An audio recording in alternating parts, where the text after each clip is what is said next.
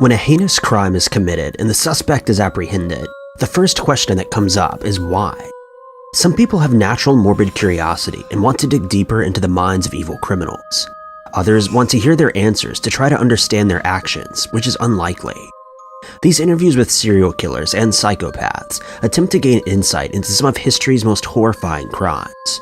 Regardless of how well the interview does or does not go, when suspects like these are under the center of attention, things can get really unsettling really fast. Number 5. 30-year-old Travis Alexander was a salesman in Mesa, Arizona when his life was taken from him on June 4, 2008. Months before his demise, Travis was dating a woman named Jodi Arias. Both traveled for work between Arizona and California and were often forced to hold a long-distance relationship, which inevitably caused a strain on them. Most friends and relatives of the couple described their relationship in a negative tone, suggesting toxic traits and abusive fighting. The couple were on and off, but in June of 2007, Travis broke up with Jodi for good. The pair still engaged in intimate activity together and would often hang out. The boundaries of their relationship were blurry, but it seemed that Travis no longer had feelings for Jodi, despite their ongoing affair. For several weeks in the summer of 2008, Jodi harassed Travis by blowing up his phone, randomly showing up to his house, and spreading nasty lies about him. This was all in an attempt to get back together with him, according to reports. Travis didn't budge though. Jodi found out that Travis was taking another woman on a trip to Cancun that she was originally supposed to attend. After thousands of calls and efforts to contact Travis one day, she showed up at his home once again. According to police, Jodi ambushed Travis while he was showering and attacked him, stabbing him 27 times and injuring his throat and firing a gun at him. On June 9, 2008, friends and relatives of Travis went to his home after being unable to contact him for several days. Upon entering, they immediately noticed the gruesome scene and found their friend lying on the bathroom floor. Jodi was later arrested for her involvement, and after years and a lengthy trial with countless twists and turns, she was convicted and sentenced to life without parole in April of 2015. Before she was officially found guilty though, this interview with Fox was aired on February of 2015. Despite witness testimonies that painted Jodi as a crazy, violent, and hyperactive woman, she appears very calm in this interview. She speaks in a barely audible whisper and has an overall sad demeanor, which is actually very creepy. At the time of the interview, it may have convinced a few viewers that Jodi was innocent, as she states the whole thing is just so convoluted. A psychiatrist once told me that people have a need to persecute others. Maybe that's what's happening here. She stands by her plea of innocence and puts on an impressive show for those that felt bad for her. However, now that we know the truth and Jodi has been convicted, the interview is just another unsettling document of a stone-cold liar. It's hard to believe that someone could commit such a heinous crime and then deny it with everything they have. Expected, you think, this verdict? It was unexpected for me, yes, because there was no premeditation on my part. I can see how things look that way, but I didn't expect the premeditation. I could see maybe the felony murder because of how the law is written, but I didn't. The whole time I was fairly confident I wouldn't get premeditation because there was no premeditation. I can understand that, I think, because of the lies that I told in the beginning to try to cover up this, cover up that, hide things that I didn't want to be known, made public. Mostly because I was scared, but I also didn't want certain aspects of my relationship with Travis to come out. And I was ashamed of what had happened, how it escalated. I don't know if there's really a word, at least in my vocabulary, to describe it, but I think mortified is one of the closest words, ashamed. Number 4. Gary Ridgway is an American serial killer, currently imprisoned in the Washington State Penitentiary. In the 80s and 90s, the region of Seattle and Tacoma, Washington experienced a serious heinous crime spree involving the deaths of over 71 teenage girls and women. The crime spree sparked coverage in the media and an abundance of investigations. Early on, it was clear that most of the cases were connected, and detectives assumed that they were dealing with a serial killer. The unknown suspect was eventually given the name the Green River Killer, due to the location of where most of the remains were found. The details from case to case were almost identical. The killer would pick up women, usually sex workers or runaways, near busy street corners. He would chat with them and show off a photo of his son to gain their trust before assaulting them and taking their lives. In November of 2001, DNA samples found in 2 cases linked Gary to the crimes. He was arrested while leaving his place of work in Renton, Washington. While in custody and on trial, it was discovered that Gary was connected to at least 48 of the Green River Killer cases. He confessed to an additional crime and was convicted of 49 total charges. While his trial was still ongoing, he negotiated with prosecutors to receive a plea deal. Gary gave information to officers about other women that had not been found yet. In exchange, he dodged the death penalty and was sentenced to life in prison without parole. The interviewer in this session with Gary tried to dive deep into his twisted mind to expose answers for the burning questions relatives of his victims had.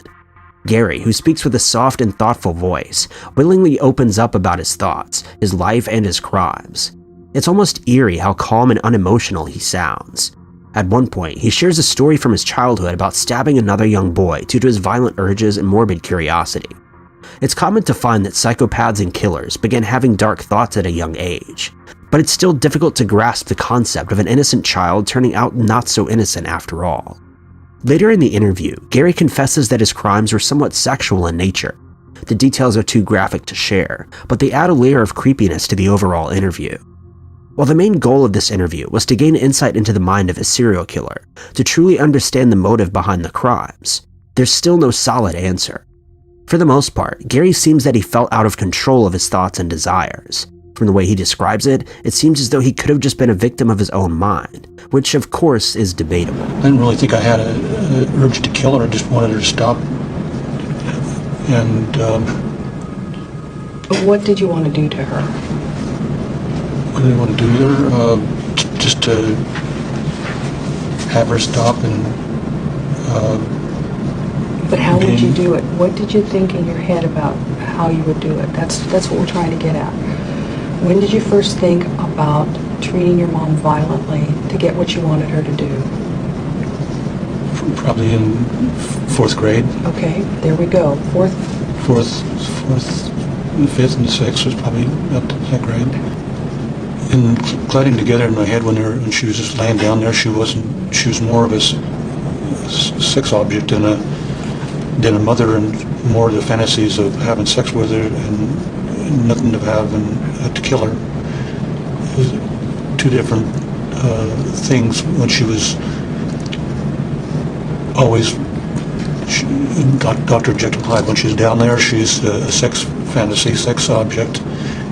When she's up there trying to get me to read, and she's the other side of something I hated. Number 3. A Nightline ABC segment from 2010 includes a face-to-face interview with notorious serial killer Tommy Lynn Sells. The interview digs deeper into Tommy's motives, methods, and history to expose the dark inner workings of a twisted mind.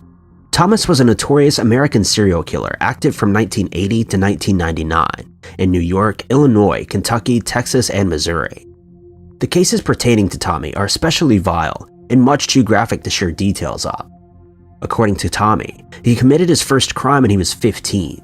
He broke into a home with the intention of stealing, but stumbled across a grown man forcing a young boy to perform indecent acts on him. Tommy said that witnessing the scene spiraled him into a fit of rage, and he killed the man. While this crime may seem like a serving of justice, it was just the first in a series of atrocities that Tommy would later take part in. In December of 1999, Tommy attacked 2 young children. Thankfully, one of them survived and made their way to safety. The victim later spoke with police and provided a description of Tommy. A sketch was released, and Tommy was apprehended soon after. Tommy was charged with 2 counts of murder, but officers believed that he was linked to more than 22 cases. His victims, their locations, and even his method of attack was seemingly random, making it difficult for investigators to connect all of the cases and declare the crimes the work of a serial killer.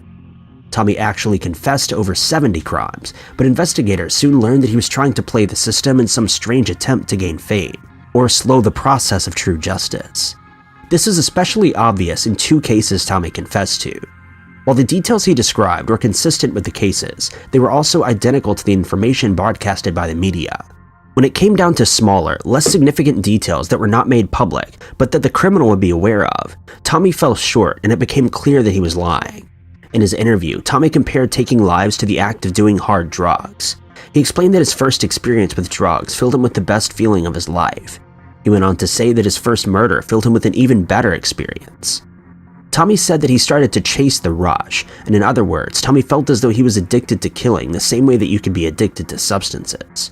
He also told the interview, "I am hate. When you look at me, you see hate. I don't know what love is. I have no feelings," which is a major sign of a psychopath. Tommy Lynn Sells met his fate on April 3, 2014, when he was executed via lethal injection. Before he passed, he was asked if he had any final words, and he responded no, and fell asleep before slowly fading Every time away. I did a shot of dope, it was the best feeling I ever had in my life.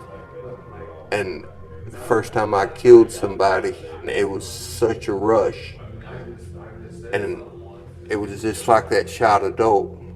Every time I did it, it was that rush again. And I started chasing that high. I am hatred. When you look at me, you look at hate. When I look at you, I look at hate. When you look at me, you know what hate is. I don't know what love is. Two words I don't like to use is love and sorry, because I'm about hate. I wonder if you could just tell me what happened as you were killing her. Did she give birth to a baby? You know, you push and you love. I'm sorry. Let's not get into blood and guts, because that's what you're trying to get into. Number 2. This compelling interview from 2010 features the infamous American serial killer Edward Wayne Edwards. After being released from prison on aggravated robbery charges, Edwards allegedly began his 19-year crime spree, which spanned from 1977 to 96, and claimed at least 5 confirmed victims. Edward explained that long periods of inactivity also occurred during the span. Edwards' involvement with at least 5 cases were confirmed and used against him. The crimes occurred as 2 in Ohio in 1977, 1 in 1996, and 2 in Wisconsin in 1980. He received a life sentence as a result of the crimes he committed in 1977. Edward was found responsible for the 1980 death of a Wisconsin couple, known as the Sweetheart Murders. When the case first opened, Edwards was seen as a suspect and was temporarily held for investigation. Sadly, though, detectives lacked the necessary evidence to charge him at the time. But in 2009, Edwards' own daughter called in a tip that her father may have been responsible for the crimes. A DNA comparison between Edwards and the crime scene turned out to be a match. In 1996, Edwards confessed to the murder of a young boy that had been living with Edwards' family in a plot to collect insurance money. Edwards was sentenced to execution for this crime in March of 2011, but passed away due to natural causes before the execution could take place. This segment of the interview begins with Edwards explaining that he actually wanted the death penalty and was disappointed with the justice system as they seemed to be dancing around the idea. He claims that he agreed to the interview so he could publicly share gruesome details of his crimes in hopes of being given the punishment he desired. After that brief intro, Edwards goes on to discuss the case of a young boy. He tells the story in a casual, chatty manner. It's almost easy to forget that he's talking about a heinous crime from his voice. A quick reminder changes that though, when he gets into the gory and shocking details of the story. The most unsettling part of this interview is just how little Edwards seems to care. With a monotone voice, a blank expression, and a detailed timeline, Edwards completely abandons any sign of emotion. One detective that spent time with Edwards had apparently linked him to an endless array of other infamous crimes. He claims that Edwards was the Zodiac Killer and was responsible for the John Bennett Ramsey case. There are, of course, nothing but unconfirmed wild theories, and just think of how appalling it would be to find out that this seemingly laid-back, disturbed mind was responsible for such crimes and managed to do an interview without spilling the truth. Murder committed there in Geauga County, and I'm responsible for it, and I am wanting the death penalty. But it seems that everything that I tell them, I mean, it's substantiated. They know it's the truth and stuff like this here, but they don't want to, for whatever reason, follow it up or And it's just, that's why I decided that I would talk to you to try and get my point across. He had he did not know that he was going to get shot. I didn't threaten him in any way. I felt bad, but apparently not bad enough that I kept from doing it. Number 1. Angela Simpson is an American murderer that was arrested on August 19, 2009 for the horrific killing of 46-year-old Terry Neely. Unlike many others on the list, Angela was only responsible for one crime. That one crime, though, is significantly more gruesome, disturbing, and downright disgusting than the others, though. The crime occurred in Phoenix on August 5, 2009. Angela invited Terry, who was disabled and confined to a wheelchair, to her home for a fun night. She promised him sex, drugs, and alcohol. When Terry arrived, he was met with a situation that mirrors even the most horrible nightmares imaginable. Angela locked Terry's wheelchair in front of a mirror and made him watch as she tortured, beat, and wounded him over the course of 3 long and painful days. The autopsy report performed on Terry reported countless injuries and attacks. Most of the details are far too graphic to discuss, but we can say that he was seriously wounded from head to toe. He suffered stab wounds, had his teeth pulled out, and was hit in the head with at least 3 items, and underwent numerous other torture tactics. Eventually, Terry passed away from his injuries, and Angela took his remains to a dumpster behind a local church, which she then set on fire. She was arrested and charged briefly after. Angela confessed to the crime and didn't hesitate to share the sickening details. She even stated that she wished he would have survived longer so she could have continued. She was given a natural life sentence, meaning the rest of her days will be spent behind bars. In this interview, filmed after her conviction, Angela talks about her mental illness, which supposedly played a part in the crimes. However, she seems more aware of her actions than most deviant killers. She expresses that she was happy to hear her punishment and felt that she got what she deserved. The interviewer asked Angela if she wanted people to feel sorry for her, but she said no, of course not.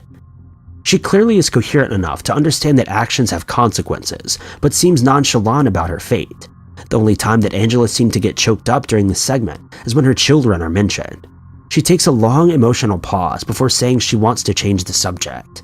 However, she did offer the note that she regrets her children ever having to be around her, and claims that she was aware they needed to be in a healthier environment. When asked about the crime and all the cruel things she did to her victim, Angela describes her motive by saying it had to be done. In a sense, for reasons unknown, she felt as though she was simply performing a necessary task, an absolutely unimaginable way to see such a gruesome crime. You're very upfront Pretty much. about talking about this killing. Right. You murdered this man. Yes, You tortured him. of course. There is no ambiguity, and there is nothing you want us. In court today, you said you're not here to pretend to be remorseful. Of course not. Why would I do that? Are you remorseful? Not at all. Why? Why would I be? Well, why did this man deserve to die? You claimed he was a snitch. Well, What proof do you have of that? He told me he was a snitch. He told you. On many occasions. But that really doesn't matter. Why did you guys want to kill me? Phoenix wanted to kill me. What's the difference? Everybody has a reason to kill. My reason might not be good to you, but your reason wasn't good to me. So. Thank you guys so much for watching. If you liked this video, be sure to click that like button. Also, don't forget to subscribe and click that notification bell to keep updated with our videos. And if you enjoyed this narration, maybe consider checking out my personal channel at youtube.com/Ty_knots.